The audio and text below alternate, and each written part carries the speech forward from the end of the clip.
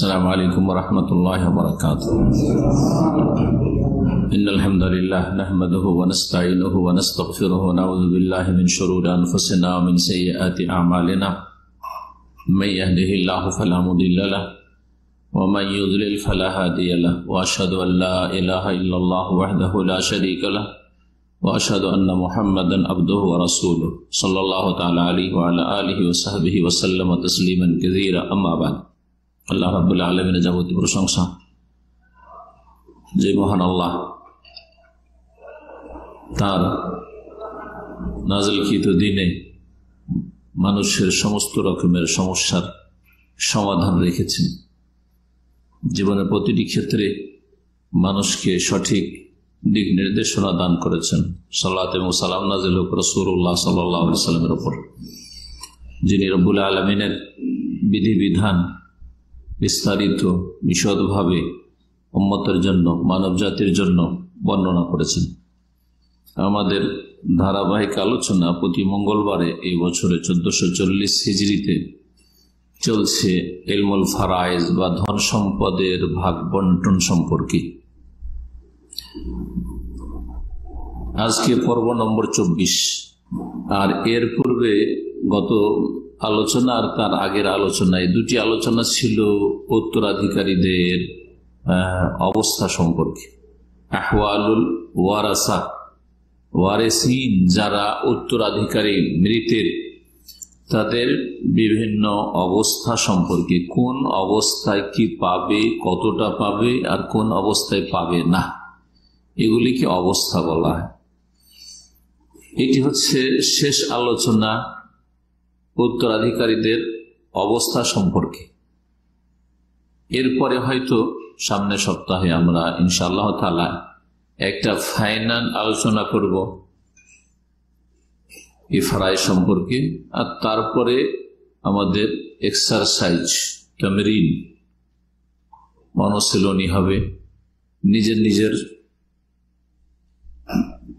ধন সম্পদ অথবা নিজের পরিবারের ধন সম্পদ ভাগ বন্টন কেমন হবে, আপনারা আপন ধন সম্পদ সম্পর্কে কমপক্ষে একটা নিজে বানাবার চেষ্টা করবেন ফারায়েজ, যাতে বোঝা যায় যে আপনারা কিছু লাভবান হয়েছেন বা কিছু শিখেছেন। এই জন্য এই অবস্থাগুলি একটু ভালোভাবে খেয়াল রাখতে হবে। আর এর আগে যতগুলি আলোচনা হয়েছে প্রত্যেকটারই অবশ্যই প্রয়োজন রয়েছে। তো আজকে শেষ আলোচনা হচ্ছে কয়েকটি অবস্থা সম্পর্কে বা কয়েকজন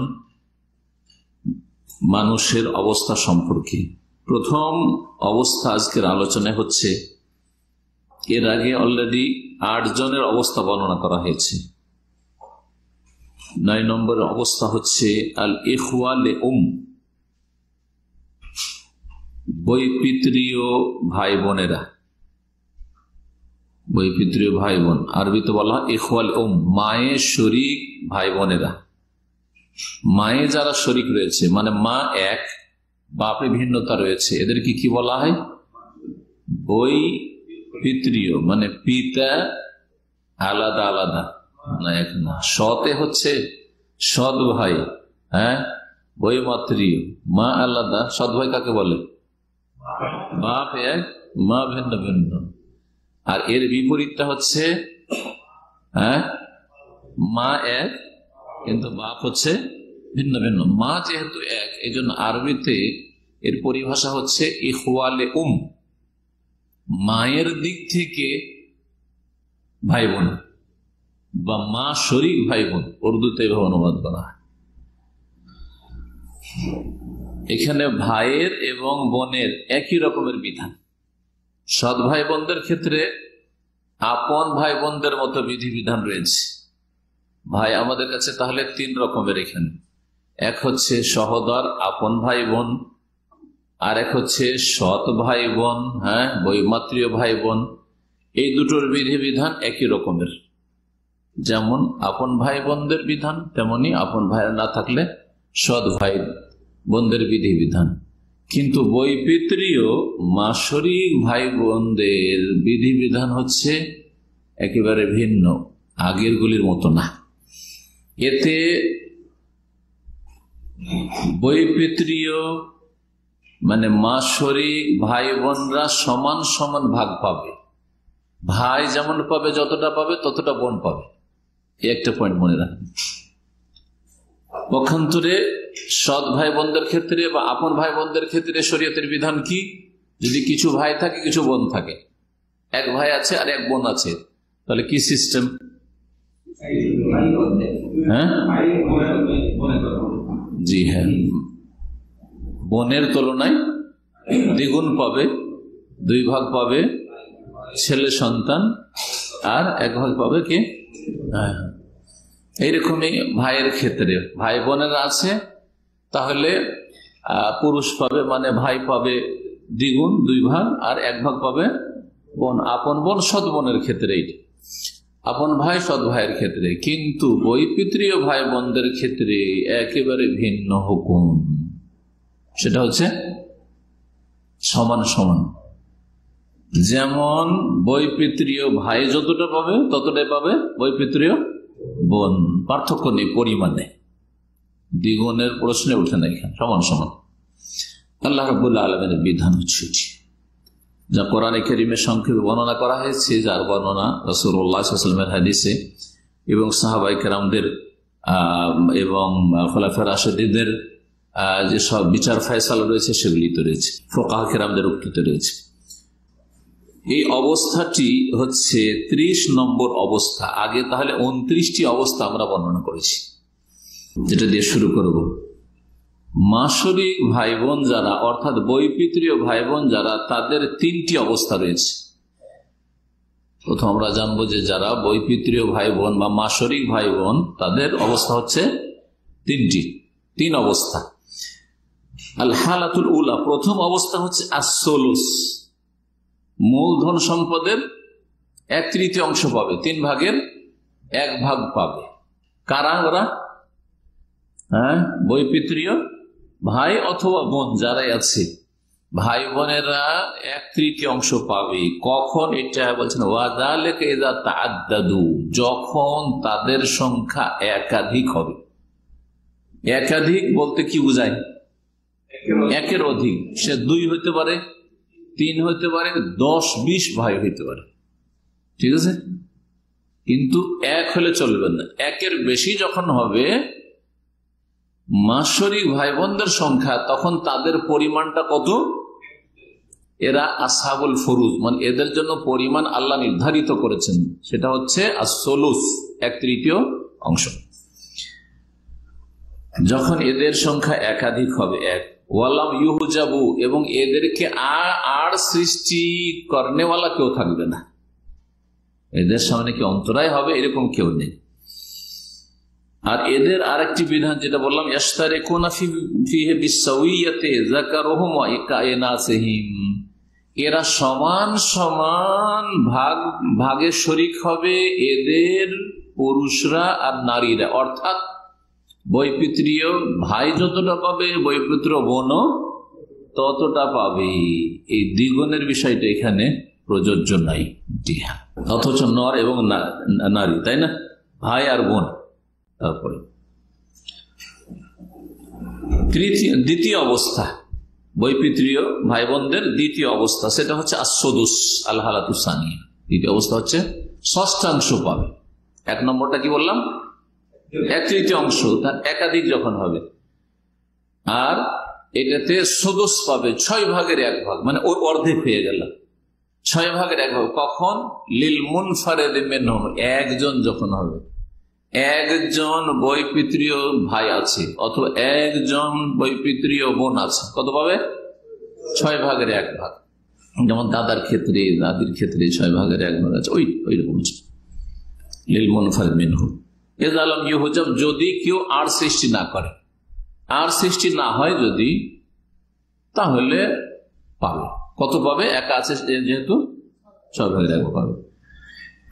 আল হালাতুস সালিসা, তৃতীয় অবস্থা হচ্ছে মাসরিক ভাই বোনদের, অর্থাৎ বৈপিত্রীয় ভাই বোনদের হাজবহুম, তারা আড়ে পড়ে যাবে, মানে বঞ্চিত হয়ে যাবে। কি হয়ে যাবে? তৃতীয় অবস্থায় বঞ্চিত হয়ে যাওয়া, তাদের সামনে অন্তরায় হয়ে যাবে। কে তাহলে কার দ্বারা আড়ে পড়ে যাবে? কে এসে সামনে দাঁড়িয়ে যাবে যার পাচ্ছেন না বেচারারা? বলছেন বে আসলিন যাকারিন আও ফারইন ওয়ারিসিন, যদি মূল পুরুষ থাকে অথবা শাখা উত্তরাধিকারী থাকে তাহলে বৈপিত্রীয় ভাই বোনেরা কিছুই পাবে না। দুই অবস্থাতে তাহলে আর সৃষ্টি হয়েছে। এক হচ্ছে আসলুন যাকার, আসল মানে মূল, আর পুরুষ। মূল কাকে বলে? আত্মীয়দের। মাইয়েতের মূল কার মূল? মাইয়েতের মূল, মৃত ব্যক্তির। মৃত ব্যক্তির মূল কি? বাপ। বাপ আছে, মাইয়েত মৃত মারা গেল, আর ওর বাপ আছে, আর মা শরীক ভাই বোন আছে, বৈপিত্রীয় ভাই বোন আছে। তাহলে এখানে বাপ আসাবাহে সব নিয়ে যাবে, পুরুষ মূল আছে। মাইয়েতে যখন বাপ আছে তখন মায়ের শরীক, মানে এক মায়ের পেটের, এক বাপেরও না, এক মায়ের পেটের, ওরা কিছুই পাবে না। একটা অবস্থা।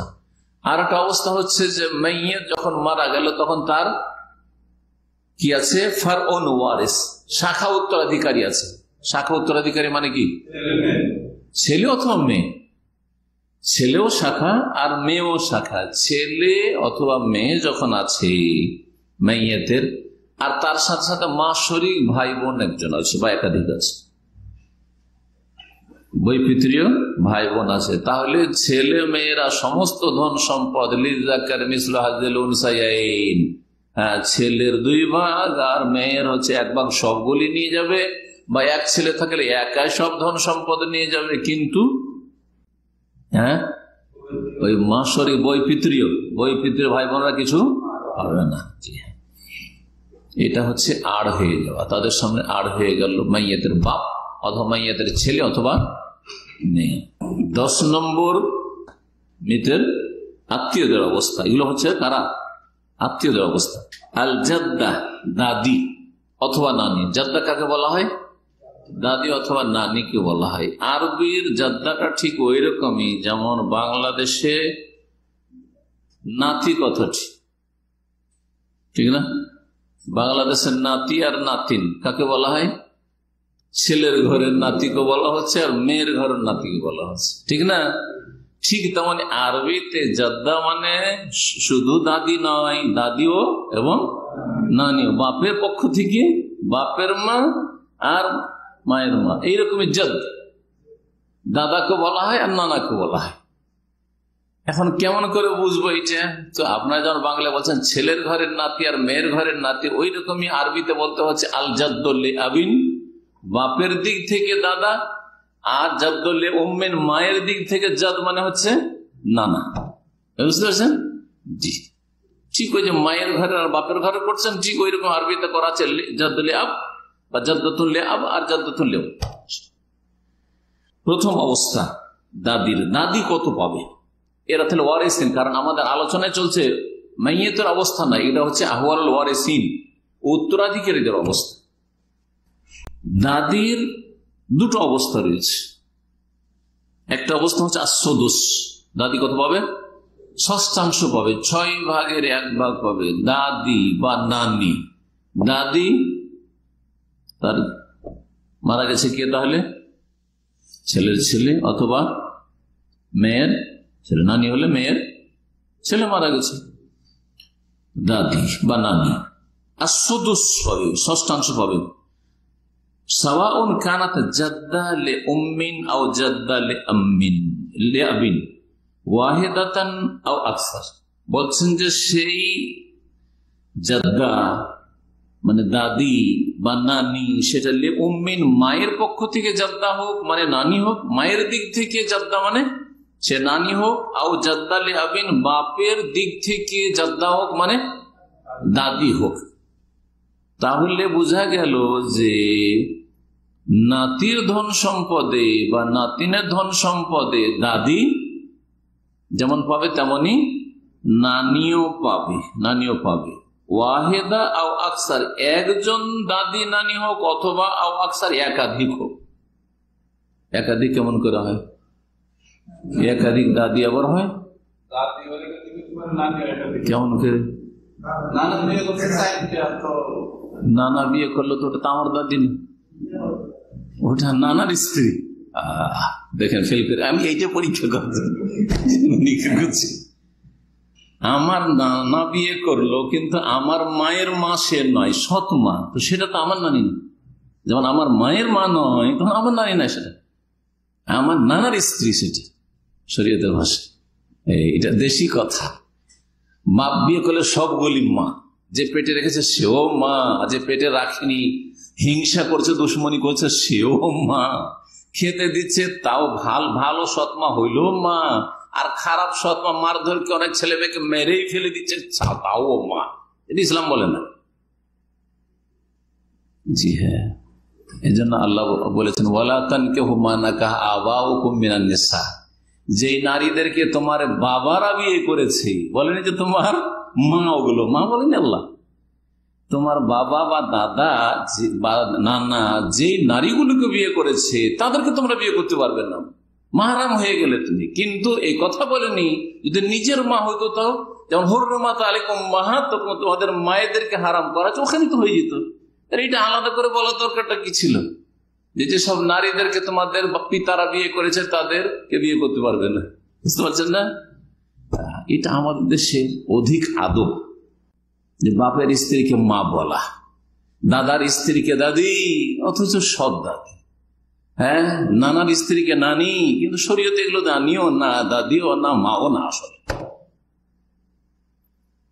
আরবরা কেউ মা বলে না, জেনে রাখেন। দীর্ঘদিন আরব দেশে থাকছে, সৎ মাকে বা সৎ দাদিকে মা বলে না। বিশেষ করে মা শাশুড়িকে মা বলে না। আমাদের লোকেরা মায়ের অভাব আছে, যেন পীরের অভাব নেই, মায়ের অভাব নেই। কথা বোঝা গেছে? না না না না, আরবরা শাশুড়িকে আম্মাতি বলে। কারণ আমার ক্লোজ ক্লাস ফ্রেন্ড ছিল অনেকে, একই রুমে থেকেছি কয়েক বছর সৌদি। আর একজন সৌদি ছিল, খুবই ব্রেনি বেদুইন, কিন্তু মাশাআল্লাহ বেদুইনদের ব্রেন শহরের বাসিন্দার চেয়ে অনেক তীক্ষ্ণ। যারা বেদুইন বকরি ছাগল চড়াইতো, যাদের বাপ দাদারা, তাদের ছেলেরা বেশি ব্রেনি, কারণ ওরা হই হুল্লোড়ের মধ্যে থাকেনি। আর যত হই হুল্লোড়ে থাকে সন্তানরা, ছেলে মেয়েরা, প্রজন্ম, তত তাদের স্মৃতিশক্তি কমে যায়। এতে থেকে উপলব্ধি করতে পারবেন যে ইমাম বুখারী, ইমাম মুসলিম, আবু হানিফা, শাফি, মালিক, অত বড় বড় ইমামরা ওই যুগে পয়দা হলে এখন কেন পয়দা হয়নি? আল্লাহ কি দরজা বন্ধ করে দিয়েছে আর এরকম স্মৃতি শক্তি দেব না? না, আল্লাহ স্মৃতি শক্তি ঠিকই দিয়েছেন, কিন্তু সেটাতে আঘাত হচ্ছে বিভিন্ন, যে আঘাতগুলির কারণে আমাদের স্মৃতি শক্তি কমে গেছে অথবা কমে যাচ্ছে। আর তারপরে আমাদের ইখলাস এবং মেহনত আর সময় দেওয়া কুরবানি সেটাও দিচ্ছে না পড়াশোনাতে। তাদের কাছে এত ব্যস্ততা ছিল, হ্যাঁ, মোবাইল আর বাজার আর গাড়ি আর দুনিয়ার এত সংসার, না শুকনো ডাল রুটি কিছু খেয়ে নিল, হ্যাঁ, আর ডাল রুটিরও দরকার নেই, খেজুর খেয়ে নিল, পানি খেয়ে নিল, হ্যাঁ, ব্যাস হয়ে গেলে একটু দুধ খেয়ে নিল, কখনো যা যা পেলো আর লেখাপড়াতে লেগে আছে। না হইচই, না গান বাজনা, না ঢোল ঢাক শুনছে, হ্যাঁ, না এরকম কলহ বিবাদ আর মারপিট দেখছে। স্মৃতিশক্তি মজবুত হয়ে আছে। গ্রামগঞ্জ অনেক দিক থেকে নিরাপদ, অনেক দিক থেকে নিরাপদ, সত্যি, ব্রেনের বুদ্ধির দিক থেকেও, ছেলে মেয়েদের তরবিয়তের দিক থেকে। কেন রাসূলুল্লাহ সাল্লাল্লাহু আলাইহি ওয়াসাল্লামকে আপন মা মক্কা শহর, মুবারক শহর থেকে ওই হালিমা সাদিয়ার কাছে তায়েফের পল্লী গ্রামে দুধ পান করার জন্য দেওয়ার দরকারটা কিছু কোনদিন চিন্তা করেছেন? গ্রামে গঞ্জের ভাষা, আসল অরিজিনাল ভাষাটা পাওয়া যায়। শহরের ভাষা বিকৃত হয়ে গেছে, ভাষা শিক্ষা, আসল অরিজিনাল ফাসিহ শুদ্ধ আরবিটা শিখে ওখানে। এক, দুই নম্বর, সেখানকার আবহাওয়া হচ্ছে মুক্ত আবহাওয়া, সুন্দর আবহাওয়া। জি হ্যাঁ, তখনকার যুগে যদি মক্কা শহরের আবহাওয়ার চাইতে একেবারে পল্লী গ্রাম আর বেদুইন এলাকার, হ্যাঁ, তাইফের আশেপাশে, তাইফ শহরের না, তাইফ থেকে অনেক দূরে সব এলাকা, হাওয়াজেন গোত্র, সাদিয়া, বানু সাদ, ওই সব জায়গায় যে দুধ পান করতে দেওয়া হয়, তা নিশ্চয় হেকমত আছে। আরবরা সৎমাকে খালা বলে, আর শাশুড়িকে আম্মাতি, আম্মাতুন মানে আন্টি, ফুফু, আর খালাতুন মানে আন্টি, আর ইংরেজিতে আর খালাতুন খালা। হ্যাঁ, তো সৎমাকে কি বলে না? খালা বলে। আরবদেরকে জিজ্ঞেস করে দিয়েছি, বন্ধু বান্ধবকে, যে সৎমাকে আমরা তো এই বলি, মা বলি, বা শাশুড়িকে তো মা বলি, আমরা যদি মা বলি তো মা সারা জীবনের জন্য অসন্তুষ্ট হয়ে যাবে। আমি পেটে রাখলাম, আমি তোকে স্তন্যদান করলাম, আর তোর মা আর কেউ হইল তা আমার সাথেও শরিক আছে। হ্যাঁ, তোর শাশুড়ি শরিক হয়ে গেল, আমার মা হয়ে গেল, তোর আমার সতীনটা শরিক হয়ে গেল, সেও মা হয়ে গেল। কেমন কথা? এগুলো শরীয়তের বিষয় নয়। আরবদের বিষয়গুলি ওজনও আছে, ওজনও আছে। আমি বেয়াদবি শেখাচ্ছি না বা বেয়াদবি করতে বলছি না। আদব আপন জায়গায় তো অন্তরে আছে, আর কথায় আছে, কাজে আছে। জি হ্যাঁ, সৎ মায়ের সাথে যত ভালো আচরণ করবেন তত বেশি বাপ আপনার উপর সন্তুষ্ট হবে, তাই না? শাশুড়ির সাথে যত ভালো আচরণ করবেন তত বেশি আপনার স্ত্রী সে মানসিক শান্তি পাবে, তখন আন্তরিকতার সাথে আপনাকে ভালোবাসবে। কিন্তু তার মানে এই নয় যে মায়ের হক দিয়ে দিবেন শাশুড়িকে, মায়ের হক দিয়ে দিবেন আপনি সৎ মাকে। অবাস্তব কথা এবং শরীর বিরোধী কথা। আমরা আলোচনা করছিলাম দাদি বা নানি সম্পর্কে। দাদি নানির কয়টি অবস্থা বললাম? দুটি অবস্থা। একটি অবস্থা ষষ্ঠাংশ পাবে, সে দাদি হোক অথবা নানি হোক, একজন হোক অথবা একাধিক হোক। একজন একাধিক মানে একজন মারা গেল, তার দাদিও আছে নানি আছে, একাধিক হল, এটা হলো একাধিক। আর এই নয় যে নিজের দাদি নিজের নানি আর সৎ নানি না, সৎ নানি পাবে না, সৎ দাদি পাবে না, ও দাদি না, ও যার দাদি তার কাছ থেকে ধন সম্পদ পাবে। যেমন সৎ মা আপনার ধন সম্পদ ভাগ পাবে না, আপনার মা পাবে। যদি কেউ মারা যায় আর ওর মা আছে, মানে মা নিজের মা, এই নয় যে সৎ মা আছে বাপের স্ত্রীও ভাগ পাবে। কিসের ভিত্তিতে পাবে? বাপ বিয়ে করেছে জন্য না, মোটেই পাবে না। তার সাথে আপনি ইহসান করবেন, হ্যাঁ সেটা আলাদা কথা। ইহসানের অবশ্যই হুকুম আছে, কিন্তু ধন সম্পদের ভাগ বন্টন কিসের ভিত্তিতে? রক্তের সম্পর্কের ভিত্তিতে, বৈবাহিক সম্পর্ক, কি বলছে, বংশীয় সম্পর্কের ভিত্তিতে, অথবা বৈবাহিক সম্পর্কের ভিত্তিতে। নিজে বিয়ে করেছেন, স্ত্রী স্বামী, স্বামী স্ত্রীর ভাগ পাবে। জি, ষষ্ঠাংশ পাবে প্রথম অবস্থা দাদি বা নানির। দ্বিতীয় অবস্থা হচ্ছে আল হাজব, মানে আড়ে পড়ে যাবে, বঞ্চিত হয়ে যাবে, বঞ্চিত হয়ে যাবে। এর আগে একাধিকবার বলেছি আল হাজব বললো, আল হেরমানও কেন বললো না? হেরমান মানে মাহরুম, বঞ্চিত হয়ে যাওয়া, আর হাজব মানে আড়ে পড়ে যাওয়া। দুটো দেখি পার্থক্য আছে। কত শব্দগুলোতে বলেছি। একজন লোক আড়ে পড়ে গেছে, আর একজন লোক বঞ্চিত হয়ে গেছে, দুজনের পার্থক্য নাই? ওটাই বুঝান পার্থক্য কি।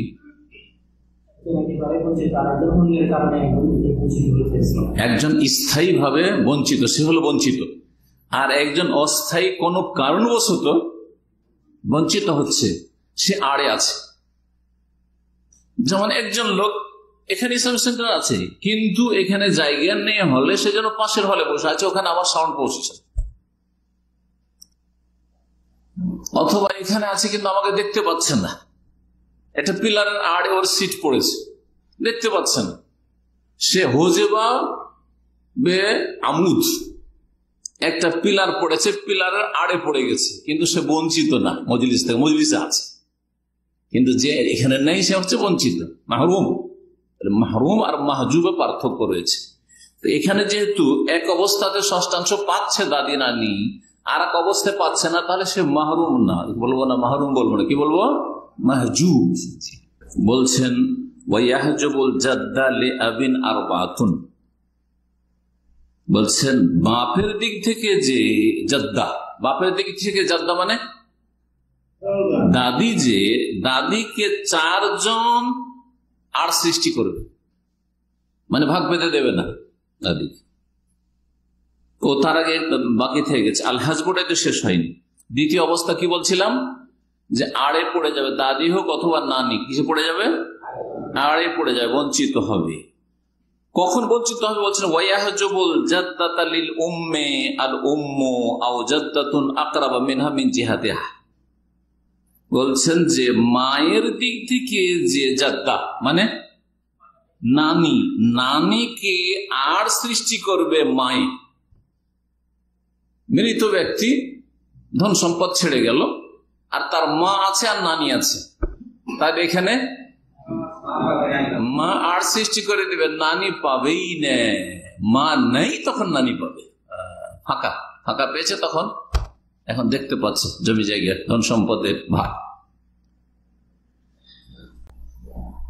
মা আর সৃষ্টি করবে এক, আও জাদ্দাতুন আকরাব মিনহা, অথবা এমন নানি যে তার চাইতে নিকটবর্তী, সে আর সৃষ্টি করবে, মিন জিহাতিহা, তার পক্ষ থেকে, অন্য দিক থেকে নাই, বাপের দিক থেকে নাই, তার দিক থেকে তার কাছের নানি যেহেতু মওজুদ, সেই জন্য দূরের নানি পাবে না। যেমন মৃত মাইয়ের ধন সম্পদ ছেড়ে গেল, তার নানি আছে, তার মায়ের মা এক তো আর সৃষ্টি করলো, মা নেই, নানি আছে, মায়ের মা আছে, আর মায়ের মায়ের মাও আছে। আরবিতে যত ওপরে এই সিলসিলা পরম্পরা যাবে সবগুলিকে জাদ্দা নানি বলা হয়। অর্থাৎ আপনার নানি, সেটা নানি কি না, আপনার নানির মা কে, আরবিতে সেও নানি। আপনার নানির দাদি যেটা, হ্যাঁ, শুধু মায়ের সিলসিলা দিয়ে, নানির মায়ের মা, এইটা হইতে হবে। এর আগে যেহেতু পড়েছি নারী সিলসিলা দিয়ে যেতে হবে, তাহলে পাবে। আপনার মায়ের মায়ের মা বা আপনার নানির মায়ের মা, ওপরে আছে কেউ, সবগুলি হচ্ছে আরবিতে জাদ্দা লিল মায়ের দিক থেকে এরা হচ্ছে জাদ্দার পরম্পরায়, সিলসিলাই, জাদ্দার সিলসিলায় পড়ছে।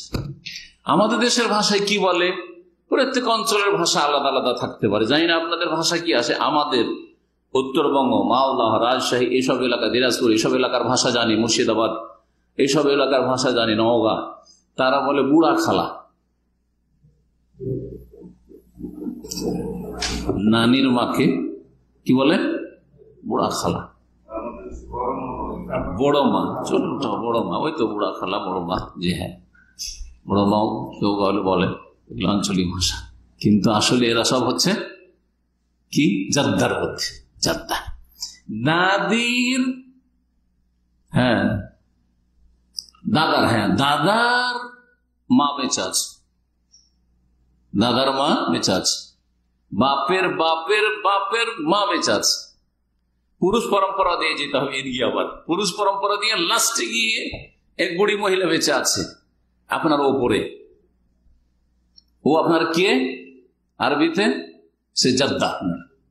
বাপের পক্ষ হইল জাদ্দা, মানে বাপের পক্ষ থেকে জাদ্দা, আর মায়ের পক্ষ থেকে হইল জাদ্দা, জাদ্দা কথা।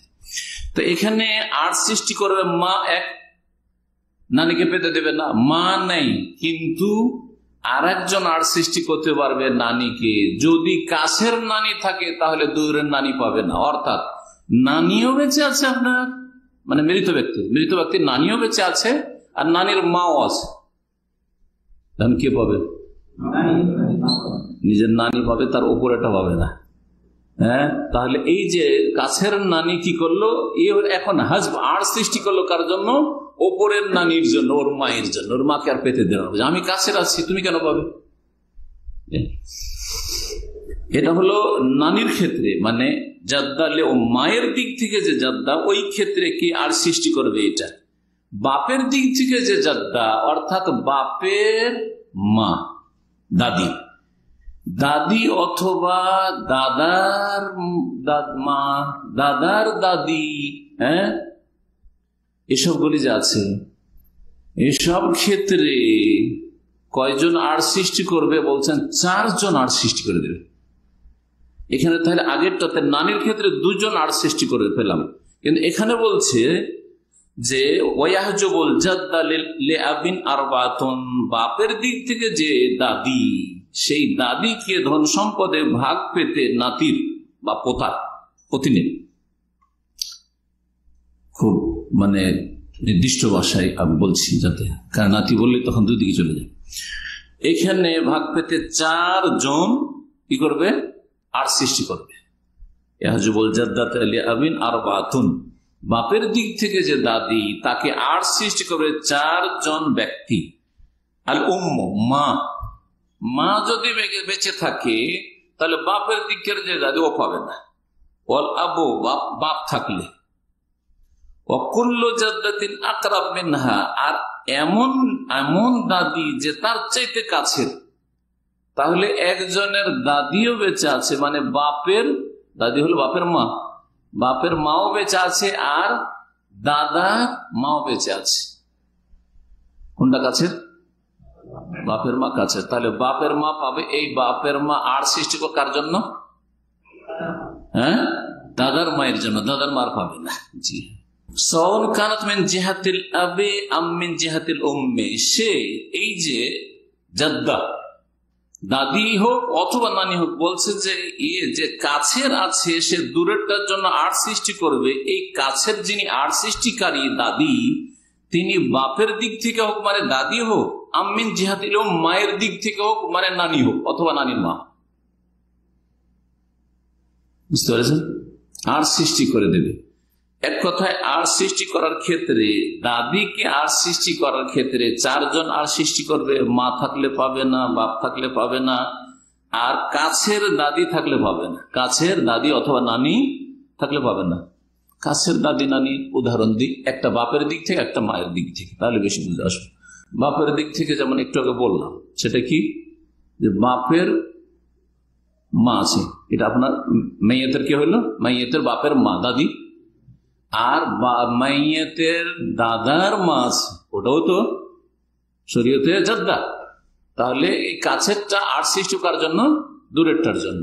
মায়ের দিক থেকে আছে, হ্যাঁ, মায়ের মা আছে, মায়ের মা আছে, এটা হচ্ছে কাছের, মায়ের মা জাদ্দা। আর এইদিকে আর একজন আছে, দাদার মা আছে, বা বাপের কি আছে? দাদি আছে, বাপের দাদি আছে, বাপের দাদি। আর এটা মায়ের মা। মায়ের মা কাছের না বাপের দাদি কাছের? হ্যাঁ, মায়ের মা। তাহলে মায়ের মা কি করবে? ওই পক্ষে যে দাদি পড়ছে ওকে কি করে দিবে? আর সৃষ্টি করে দিবে, পেতে দিবে না। ও নিজের ষষ্ঠাংশ নিয়ে নেবে, দূরের টাকা পেতে দেবে। ওইটাই কথা বলছেন মিন জিহাতিল আবি আম মিন জিহাতিল উম, সেটা বাপের দিক থেকে আর সৃষ্টিকারী দাদি হোক অথবা মায়ের দিক থেকে নানি হোক। 4 নম্বরে আরেকজন আর সৃষ্টি করবে, কুল্লু জাদ্দিন আদলাত বিহি, যেই দাদার মাধ্যমে সে মাইয়েতের নিকটবর্তী হয়েছে বা মাইয়েতের সাথে সম্পর্কিত হয়েছে, সেই দাদা যদি বেঁচে থাকে তাহলে তার ওপরেটা পাবে না। জি হ্যাঁ, উদাহরণ দেন একটা। দাদার মা, দাদার মা। এখানে দাদার মাটা এই মৃতের সাথে সম্পর্কিত হয়েছে কার মাধ্যমে? এই যে দাদা যাকে বলছে এর মাধ্যমে, তাই না? সুতরাং দাদা যদি বেঁচে থাকে আর ওর মাও আছে, তাহলে দাদা কি করবে? ওর জন্য আর সৃষ্টি করবে। কারণ এখানে যে ওর সাথে সম্পর্কটা কার মাধ্যমে? এই দাদার মাধ্যমে। অকুল্ল জাদ্দিন আদরাতিহি। শেষ অবস্থা সেটা হচ্ছে দাদার অবস্থা। এতক্ষণ দাদি নানির অবস্থা পড়লাম, তার আগে মা শরিক ভাই বোন মানে বৈপিত্রীয় ভাই বোনদের অবস্থা পড়লাম। 3 আর 2 5টি, আর এতে রয়েছে 4টি অবস্থা। দাদার 4 অবস্থা। দাদার কয় অবস্থা? কার দাদা? মাইয়াতের দাদা। মাইয়াতের দাদা শুধু দাদা না নানাও? হ্যাঁ, দাদার অবস্থা। আল জাদ্দু লাহু আরবাউ হালাত, দাদার অবস্থা হচ্ছে 4টি। আল হালাতুল উলা, প্রথম অবস্থা হচ্ছে সুদুস, ষষ্ঠাংশ, 6 ভাগের 1 ভাগ। এটা কি বলছেন? ফারদান। আপনাদের জানা আছে যে যারা ধন সম্পদে ভাগ পায় তার 2 ভাগে বিভক্ত। সাহেবে ফরদ মানে কিছু কিছু আত্মীয় আছে যাদের জন্য আল্লাহ পরিমাণ নির্ধারণ করেছেন, এটাকে ফরজ বলা হয়। আর কিছু আছে যাদের জন্য পরিমাণ নির্ধারণ নেই, যা বাঁচবে তারা পাবে, তাদেরকে আসাবা বলা হয়। আর এটা এই সিস্টেমটাকে বা এইভাবে যে ভাগটা পেল এটাকে তাসিব বলা হয়। তো এখানে দাদা হচ্ছে সাহেবে ফরজ, ফরজান আল্লাহ তার জন্য ফরজ করেছেন, মানে সুপরিমিত করেছেন ষষ্ঠাংশ। কখন 6/1 পাবে নাতির ধন সম্পদে? দাদা বলছেন মাল ফারইল ওয়ারিসি যাকার, যখন পুরুষ শাখা আত্মীয় থাকবে, পুরুষ শাখা উত্তরাধিকারী থাকবে, আত্মীয় বলুন উত্তরাধিকারী, পুরুষ শাখা উত্তরাধিকারী। তো শাখা উত্তরাধিকারী কাকে বলা হয়? ছেলে মেয়ে। আর যখন জাকার পুরুষ করে দেবো তখন শুধু ছেলে হয়ে গেল। তাহলে দাদা কখন 6/1 পাবে? যখন মাইয়াতের কি আছে? শাখা পুরুষ উত্তরাধিকারী, অর্থাৎ ছেলে আছে। ছেলে সন্তান যদি থাকে তাহলে দাদা কত পাবে? 6/1। ব্যাস অতটাই, দাদাকে ষষ্ঠাংশ দিয়ে বিদায়, আর কিছুই পাবে এতটাই। দ্বিতীয় অবস্থা হচ্ছে আল্লাহানি আসদুস মা তাসিব, ষষ্ঠাংশ পাবে, আবার আসাবা হইতে পারবে। 6/1 নিয়ে নিল, তারপরে একটু তাকিয়ে আছে, সুযোগ নিয়ে আছে, বাঁচলে পাবো, বাঁচলে পাবো, অন্যদেরকে ভাগ দিয়ে যা বাঁচবে তা পেয়ে যাবে। এটা হচ্ছে ফার্জ প্লাস তাসিব, আসাবা হয়, আসাবা হইল আর সাহেবে ফরজও হইল। বলছেন ষষ্ঠাংশ পাবে মা তাসিব, আসাবা হওয়ার সাথে সাথে। কখন? যখন এই দাদা থাকবে শাখা নারী উত্তরাধিকারীর সাথে। মাইয়েত ধন সম্পদ ছেড়ে গেল, তার দাদা আছে আর তার সাথে সাথে মেয়ে আছে, এক মেয়ে আছে, কত? অর্ধেক। দুই মেয়ে আছে, কত? 2/3। তারপরে 1/3 বাঁচছে। 10 মেয়ে আছে, তবুও 2/3 নিতে পারবে, 1/3 বাঁচছেই। আর এক মেয়ে থাকলে তো অর্ধেকটাই বেঁচে যাচ্ছে। এই অর্ধেক যখন বাঁচলো আর দাদা আছে একজন, তো দাদা কত বাঁচছে? 6/1 পেল। 6/1 পেল আর 1/3, 2-3 যদি মেয়ে থাকে, 2/3 পেয়ে গেছে, তাহলে বাঁচছে আরো কত? 1/3। 1/3 মধ্য থেকে ষষ্ঠাংশ 6/1 পেল দাদা ফরজ হিসাবে। আরো কিছু ধন সম্পদ বেঁচে আছে, কতটা? ভগ্নাংশে দেখি, আরো ষষ্ঠাংশ, সহজ ষষ্ঠাংশ, ষষ্ঠাংশ আর 2/3, সহজ ভগ্নাংশ 2/3। 3/2 নিয়ে গেছে, বাকি আছে আমার কাছে 3/1। এই 3/1 মধ্যে 6/1 নিয়ে নিল দাদা, আর কত বাঁচে? আরো 6/1 শুধু বাঁচে। কারণ 1/3 কে এখন 2 ভাগ করলেও ষষ্ঠাংশ হইল। ষষ্ঠাংশ, ষষ্ঠাংশ, 1 ষষ্ঠাংশ দাদাকে দিল, আর 1 ষষ্ঠাংশ বাকি থাকলো না। এই যে আর 1 ষষ্ঠাংশ থাকলো, এটা কাকে দিব? দাদাকে দেব। তাসিবান, যে এখন আসাবা, আপনি এটা নিয়ে যান। তাহলে আসাবাতে ষষ্ঠাংশ পেল, যেটা বেঁচে ছিল বকিয়া, আর ও ফরজ হিসাবে ষষ্ঠাংশ দিয়ে টোটাল মিলিয়ে ওর 1/3 পেয়ে গেল। টোটালে কিন্তু 1/3 হয়ে গেল। জি। তৃতীয় অবস্থা আল্লাহ তাসিব ফাকাত, শুধু আসাবা হবে। এখানে আবার ষষ্ঠাংশ পাচ্ছেন, কেউ নেওয়ার না থাকলে সবগুলি নিয়ে যেতে পারবে, দাদা সবই নিয়ে যেতে পারবে। কখন?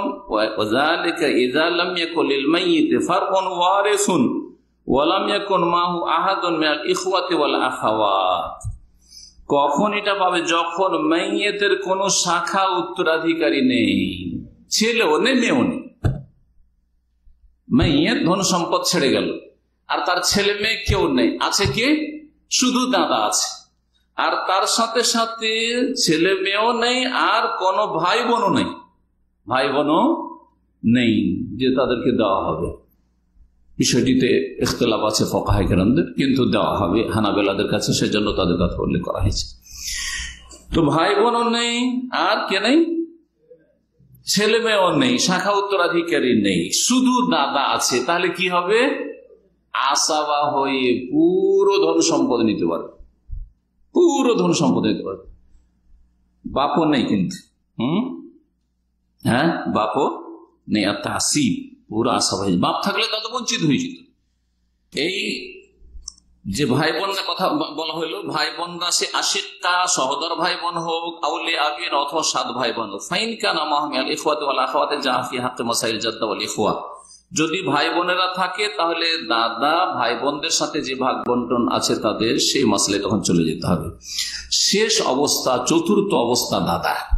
চতুর্থ অবস্থা দাদা, সেটা হচ্ছে হাজবহু বিল আবি আও জাদ্দিন আকরাবা মিনহু। দাদা আড়ে পড়ে যাবে, দাদা কি হয়ে যাবে? বঞ্চিত হয়ে যাবে। কখন? বাপ থাকলে, আও জাদ্দিন অথবা এমন দাদা থাকলে যিনি আকরাবে তার চাইতে কাছের, কাছের দাদা।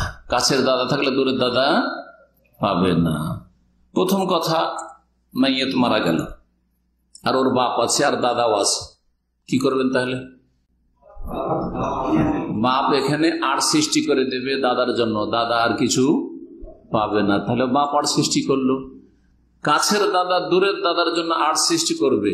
মাইয়াত মারা গেল, বাপ নেই, দাদা আছে, দাদার বাপ আছে, তাহলে দাদা পুরা আসাভাবে তৃতীয় অবস্থা তখন প্রযোজ্য হবে।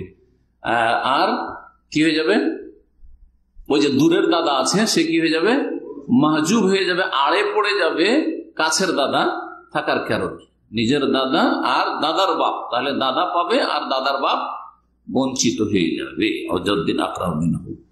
এখানেই 38টি প্রায় অবস্থা এই 3 সপ্তাহে আপনাদের সামনে 3টি পর্বে বর্ণনা করলাম। এই 24 নম্বর পর্ব, 23 নম্বর পর্ব, 22 নম্বর পর্ব। এই 3টিতে আহওয়ালুল ওয়ারাসা বা আহওয়ালুল ওয়ারিসিন, উত্তরাধিকারীদের বিস্তারিত অবস্থাগুলি বর্ণনা করলাম। এগুলি মুখস্থ রাখা অত্যন্ত জরুরি যিনি ফারাইজ করবেন। যদি এগুলি সম্পর্কে পুরোপুরি জ্ঞান না থাকে, অথবা মানে যেটাকে বলা হচ্ছে একেবারে আপনার দিমাগে হাজির থাকতে হবে, তাহলে আপনি ফারাইজ করতে গিয়ে ভুল করবেন। যেখানে বঞ্চিত হবে না হয়তো বঞ্চিত করে দেবেন, যেখানে ষষ্ঠাংশ পাবে সেখানে তৃতীয় অংশ দিয়ে দিবেন, তাই না? গোলমাল হবে না তো? কখন কি পাবে এই অবস্থাগুলি অত্যন্ত গুরুত্বপূর্ণ, যা শেষ দিকে আলোচনা করলাম। আর সামনের সপ্তাহে একটা রিভাইজ মূলক আলোচনা করব এই অবস্থাগুলির ওপর আশা করি। আর তারপর ইনশাআল্লাহ তাআলা আমরা যেমন শুরুতে বললাম যে কিছু আপনাদের প্র্যাকটিস হবে, হ্যাঁ, অনুশীলনী হবে, যেগুলিতে আপনারা নিজের আত্মীয়দের নোট করে নিয়ে আসবেন। ধরেন যার আব্বা বেঁচে আছে অথবা মারা গেছে, ধন সম্পদ ভাগ হয়নি, আমার আব্বা, আমরা এত ভাই বোন, আম্মা আছেন, জি, মৃতদের হলে বেশি ভালো, কারণ জীবিতদের যদি ভাগ বন্টন করেন তো হতে পারে যে ওর মধ্যে কি আগে মরলো কে পরে মরলো, অবস্থা পাল্টিয়ে যাবে, কিন্তু অবস্থা পাল্টিয়ে যাবে। যারা আগে চলে গেল ও তো চলেই গেল, এত পেল না, সুতরাং ওগুলো ভাগ করে তেমন লাভ নেই। কিন্তু একজন হয়তো মারা গেছেন, ধন সম্পদ ভাগ হয়নি, ভাগ করবেন হয়তো, অথবা এখন শেষ অবস্থার দিকে, তো ধন সম্পদ কিভাবে ভাগ হবে, এইভাবে নিজের আপন আত্মীয়দের ক্ষেত্রে আপনারা নিজেরা আপনাদের ফারাইজটা করার চেষ্টা করবেন। এখানে এসে তরিকাটা শিখিয়ে দেবে কেমন করে করতে হবে, ইনশাআল্লাহ তাআলা।